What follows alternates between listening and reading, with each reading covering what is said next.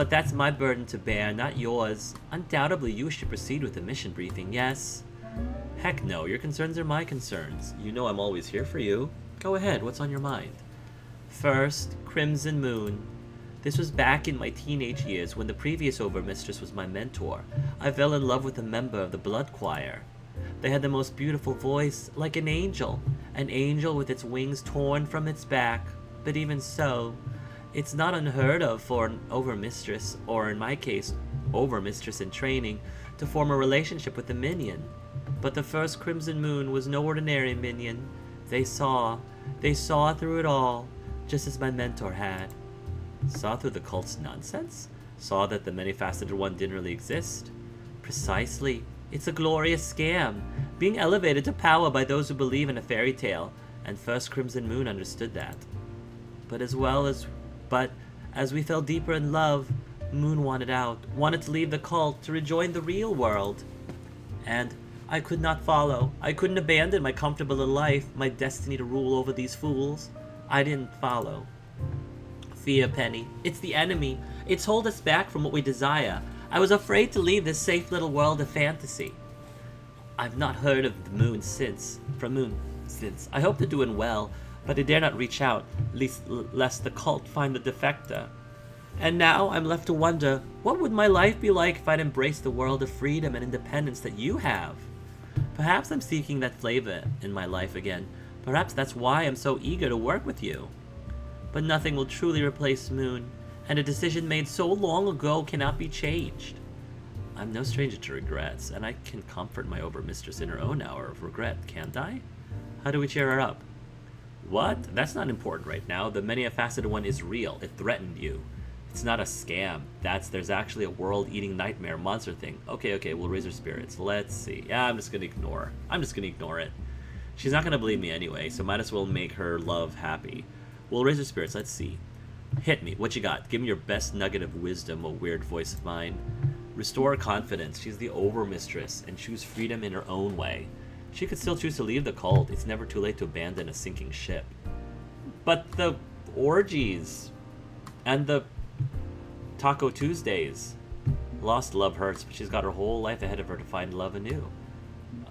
Love lost hurts, but she's got her whole life ahead of her to find a love anew. Pining for love lost, yeah, I get that. But you've got others who care for you. I suppose I do at that. Or the potential for care, at the very least. You're young, you have a long career as an Overmistress ahead of you. And that means more opportunities for love. You gotta suck to lose out on your first love. It's gotta stink to lose out on your first love, but it's first because it's first, not last. That's right, Penny. I had a little whirlwind of my own in my teenage years, but it ended badly. Unfortunate. Water under the bridge. I'm not giving up on finding love anew, and neither should you. I suppose it's early in this passion play, and many parts are yet to be revealed. Thank you, Miss Larceny. As always, your counsel is wise. Okay, now, can we tell her the world-eating evil god is real? It broke the fourth wall at me. I think you'd better warn her about what I saw, even if you don't believe in it. Okay, now can we tell the world-eating evil is real? It broke the fourth wall at me. The fourth what? Fine. Way to spoil the mood. Hey, so the voice in my head... Wait, I told you about that, right? No, but my soothsager sensed its presence when we first met. Is something amiss with it? I'd assumed it wasn't a harmful entity. Figures the creepy eldritch cult would scope you out and not even mention the fact. No, it's cool. We're cool. That voice helped me out a heck of a lot over the years, honestly, but, well, it's claiming the many-faceted one is real. What? Just passing on the message, and apparently the many-faceted one got real spooky and threatened us last time we were here. An ancient eldritch whore spoke to your partner and you didn't notice? Surely it would speak to its Overmistress, first and foremost, but as far as I know, no Overmistress has heard it. My predecessor, the woman who trained me for this role, told me the entity has never made its presence known. She gave me all her secrets before she passed, and its non-existence was one she closely guarded. Head voice is very insistent. Could there be some truth to it? Any truth at all? Wait, how did the last Overmistress die? Natural causes. Old age. Why? Probably not connected, but... Well, Gibson's got a visor that can sense extratemporal energies. Convenient. Plot convenient. So maybe I should have him keep an eye out. If it'll reassure you, certainly. I won't tell the cult you're snooping on our arcane energies and whatnot. Only fair, considering I snooped on you and your silent passenger beforehand. There, I warned her. Happy now? Look, I'm not saying you're lying, just a creepypasta come true is a lot to accept, you know? But don't worry, we'll figure out what's really going on. Perhaps I'll do my own digging as well. You've got me curious if there's something I've overlooked. But that's something for the future. For now, we really should get to the business of criminal activity. And perhaps once that's concluded, we can have a little quality Overmistress and minion time to ourselves. Over me. Mwahaha. I really do need to have my tailor fit you for something in... black and white leather would suit you, I think. Black and white leather? That sounds expensive. Only the finest for my minion. I settle for nothing less than the finest in all things. Savor it, Penny. Hey, I'm not complaining, but yeah, that's for later. So what's on the docket for today? The biggest hat mission briefing. Tell me, what do you know of Struzkov? We ran into Struz just this last mission. That's the nation where the face of the Wolf Mother came from, right? Like, nice, I'm glad that we remembered that. Beyond that, I don't know much. Indeed, I know a great deal about the region's art, culture, and history, after all. As Overmistress, I was given tutoring on all manner of historical and political subjects to refine my leadership talent. Sounds kind of boring. Often, yes, but useful, such as in this case, where I have pinpointed the weakness in an enemy's organization. The great leader of Struzkov didn't greet me properly at the last banquet I held for various heads of state. This slight must be addressed. Therefore, you're going to steal Struzkov from him, so that I may rule it instead. Huh? Stealing an entire country would be a first for me.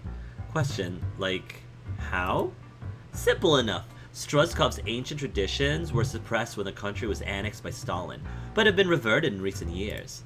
Meaning all I require to rule is the hat of leadership. By ancient tradition, whomever wears the biggest hat shall rule all of Struzkov.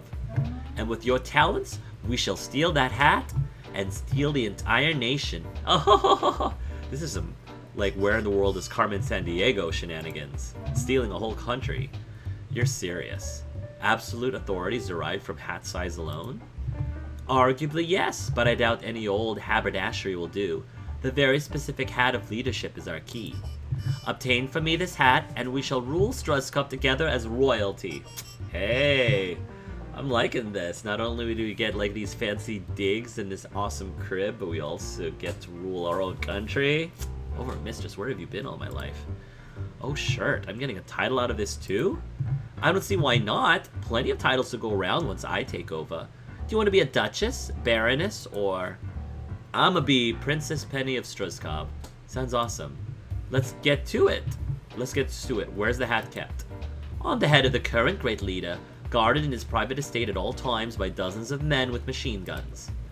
Well, shirt, that complicates things.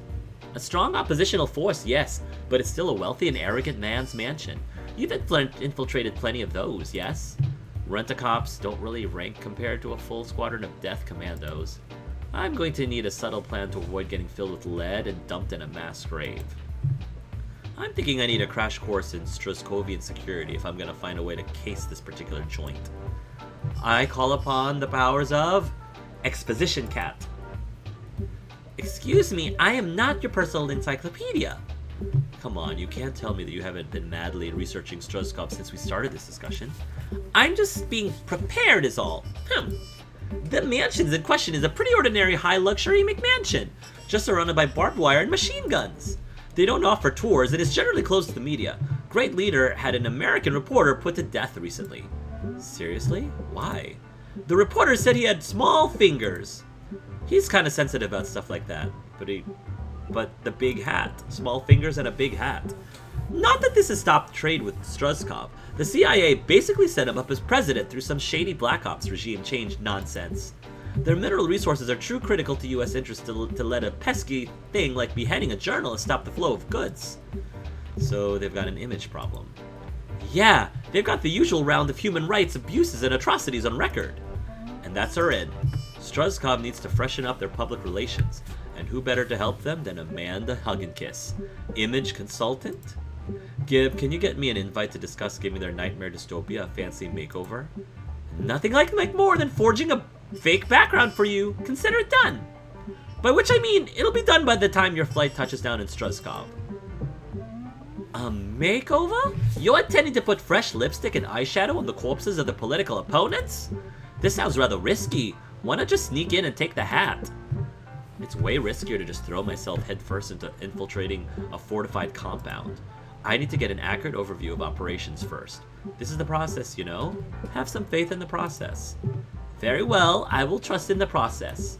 But please, take caution. I want my favorite thief kept safe and sound. Aw, shucks. Safe and sound it is. Okay, I'm off to see a man about a hat. Don't wait up, it'll be a few days flying there and back again. And when I return, you will be the new great leader of Struzkov. Oh! I look forward to my coronation. With that, it's off to pack for my international flight. Thankfully, Gibson's adept at forging paperwork for him to count as a service animal, so he doesn't have to ride on a cat carrier. After a day in a very cheap hotel at the Struzkovian border to get my backstory credentials together, it's off to meet with the great leader. Ooh, fancy. This just looks like the other mansion we were at in the previous playthroughs. At first glance, yep, this is the McMansion. The rich, famous, and powerful generally go for the same overall design. There it is. There's explanation. There's explanation that this looks so familiar. Stately, dignified, enormous, obnoxiously expensive. But I had to pass 3 military checkpoints just to get within a mile of the place. Going to be hard to sneak past those tonight. Hard, but not impossible. Not when I have a ground floor view of how they handle security. My identity as a contracted image consultant gets me all the way to the house itself for my meeting with... Oh, some random woman in military dress? Huh? Random woman? It's Matchmaker from Crimer. It's the same woman we saw back at a legitimate business company. What? No, she wears blue. That's clearly gray. Also, she has a hat. I think I'd remember a woman wearing a hat like that. Oh my goodness. She's flanked by armed guards, men in similar army garb, but toting Kalashnikovs, old Russian surplus rifles. Amanda Hugginkiss, yes? I'm Great Leader's personal assistant. You might call me the assistant. The assistant. The assistant, Fascism's little helper. Pleased to meet you, ma'am. Please don't call me ma'am. Only Great Leader is to be addressed using honorifics such as sir. I have to apologize for being a few minutes late. Our meeting was not on my radar until recently. I am so sorry. I'm offending so many people right now. Actually, I don't recall contracting your services. Not the first time that's happened to me. To be honest, it was a surprise entry in my own schedule too. Odds are my people called your people, who called my people, who arranged for our people to meet without either of us being aware. You know how it is. Sometimes the left hand doesn't know what the right foot is doing. Yes, I am familiar with moments of disorganization, unpredictability, and fickleness. Not that Great Leader is capable of anything but absolute perfection and forethought in every action he takes, of course. Of course. I am curious, however, as to what Panda Consulting Services can do for the Great Leader. Considering he's already the perfect man, according to official Struzkovian decree, no need for further improvement.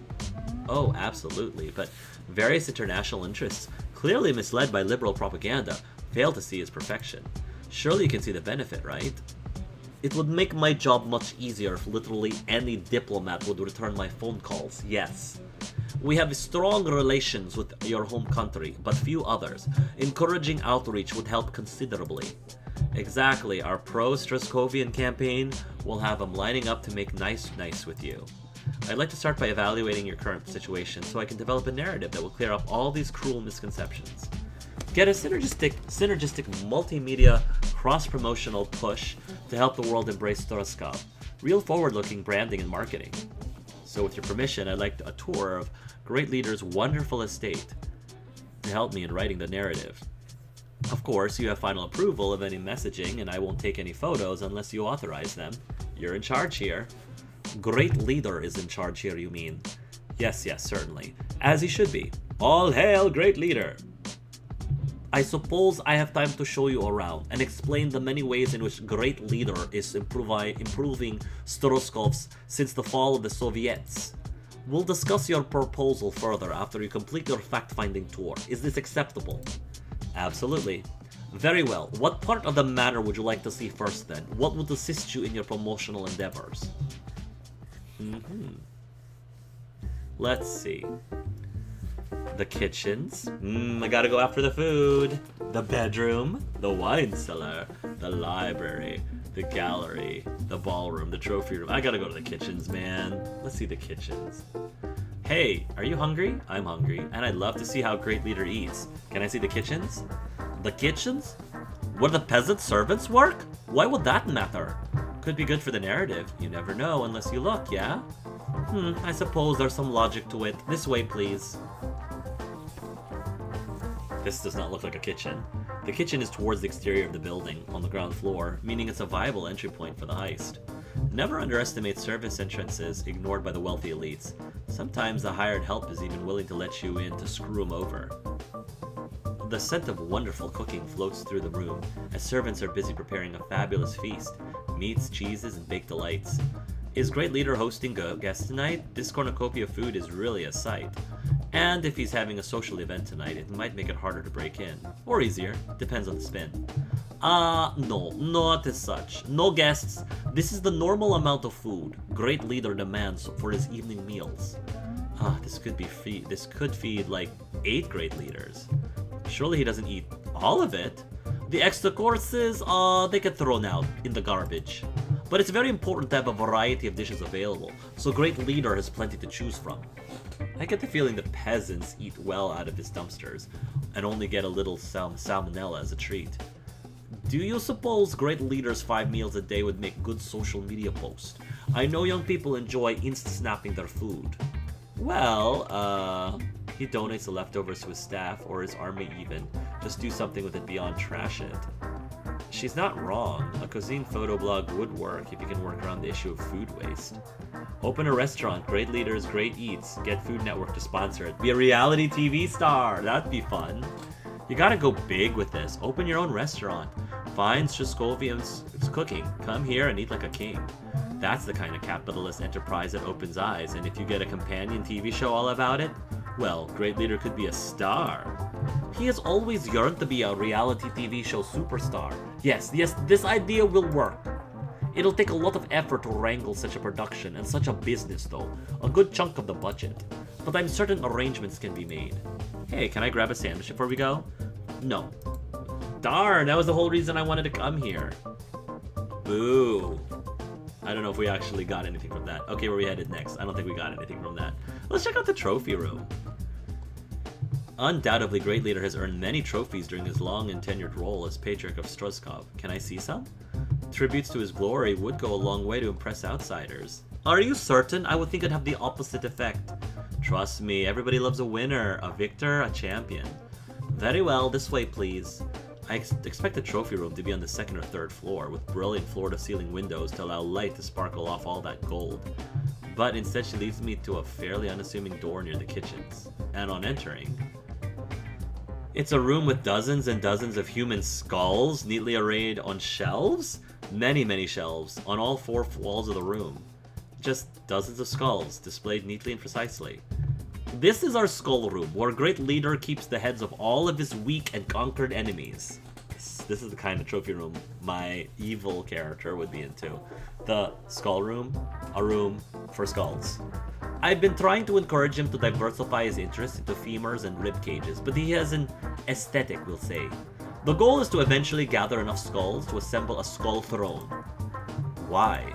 It's not my place to explain the pure rationality and logic of Great Leader's mind. Honestly, it doesn't sound like a very comfortable chair, all told. But as Great Leader wills it, so it shall be. He is destined to sit upon the skull throne. Are you certain this will aid in our promotional efforts? I know most political liaisons become unsettled on hearing about this project. A good card artist can fake any reaction. But oh, shirt, this is creepy. It's like a grainy black and white snapshot of some regime's war crime, except I'm inside the photo. I take some pride in the fact that unlike edgelord masks, I don't kill people. I do break property laws, but I try not to hurt anyone. The kind of mentality that thinks, hey, a skull throne sounds like a peachy keen idea, is a bit alien to me. Miss Hugginkiss, you seem concerned. Caught me reacting. Okay. We gotta play along. Hail to Skull Throne. Praise the Skull Throne. What a great idea, etc. I think an authentic reaction is fine. You're here to clean up their image, and this is your problem. Maybe we can spin it to something equally awful, but sillier. Phrenology springs to mind? Why not? Tell me, have you ever heard of phrenology? The art of determining intelligence from the shape of one's skull? It's a bit outdated, by 100 years, but I think it's about to make a roaring return, and this collection could put Struzkov at the head of the industry. Forget silly chairs, let's do some science. We can prove that Great Leader's enemies are clearly inferior to his towering intellect. I mean, just look at those brow ridges.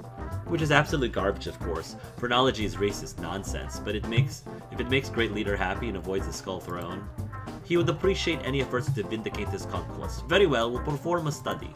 Great. Hang on.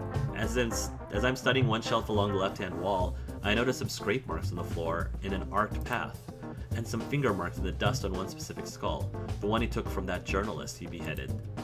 Aha! Secret passage! And I bet you that lifting that one specific skull triggers the mechanism.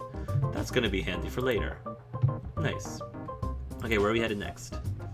2 visits. The library, the gallery, the ballroom, the wine cellar, the bedroom.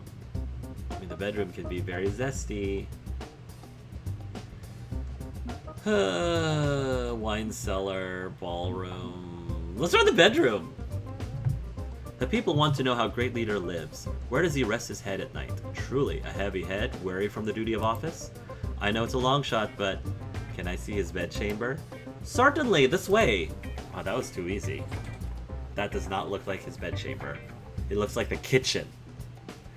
Huh, I was expecting more resistance to that idea. Sneaking in his window at night when he's snoozing would be the most direct way to swipe the hat. She leads me into... Oh, shark. This is his bedroom? It's 3 times larger than my entire decrepit apartment. Maybe 4 times larger. Still looks like the kitchen to me. And the living room. And considering the kitchen looks like the living room. And everything is trimmed in gold. Fancy gold filigree. Gold plating, gold design work. Up to including his bed. I swear the bed sheets are probably made of solid gold too. Like a dragon on a hoard. As you can see, Great Leader has only the finest in furnishings, gifted to him by the grateful people of Struzkov. His toilet was made from melting down the gold tooth fillings of hundreds of Struzkovians. Ugh. I see. Presumably after being pulled out with pliers. But the ridiculous room, unfortunately, tells me one very important fact. He doesn't actually sleep here. Nobody does.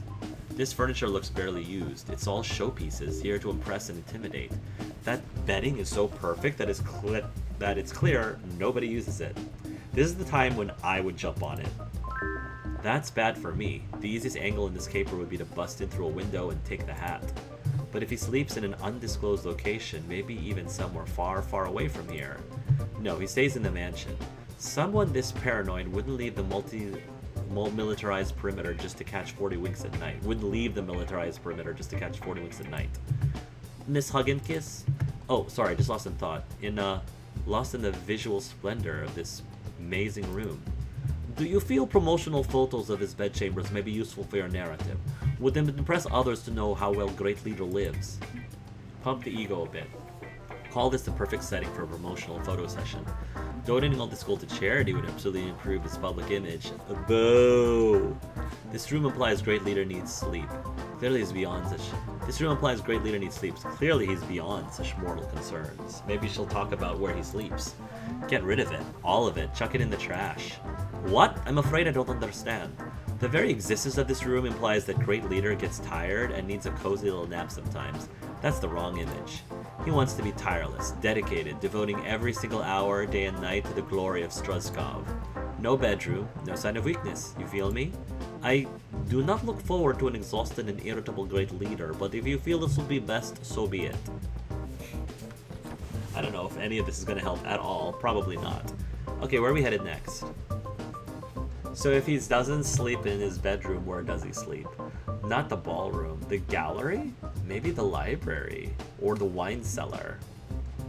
We already found the secret passageway in the skull room. So I don't know if wine cellar would be it.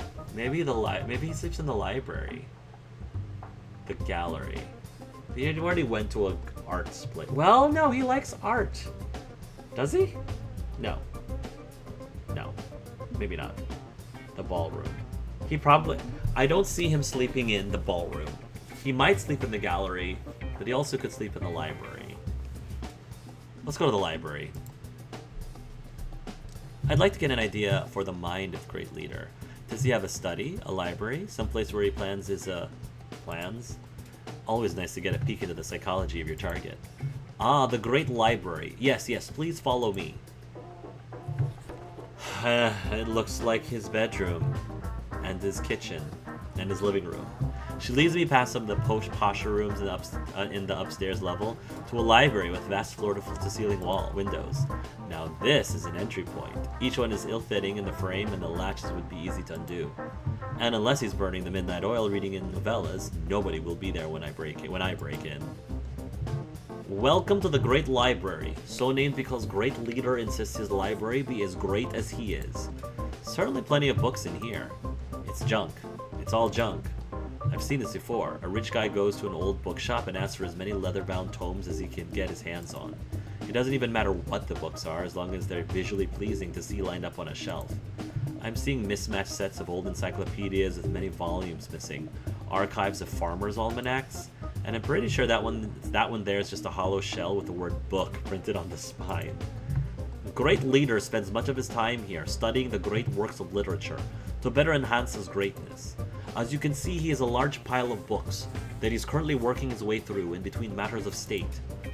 Nope, that is clearly an artfully arranged stack of random books nobody has touched in months, maybe years. I see, such a vast and towering intellect. He is a very stable genius. Absolutely. Not at all reading on a middle school grade level, contrary to what the corrupt media says. Definitely. He's the best at reading. Nobody is better than him at reading.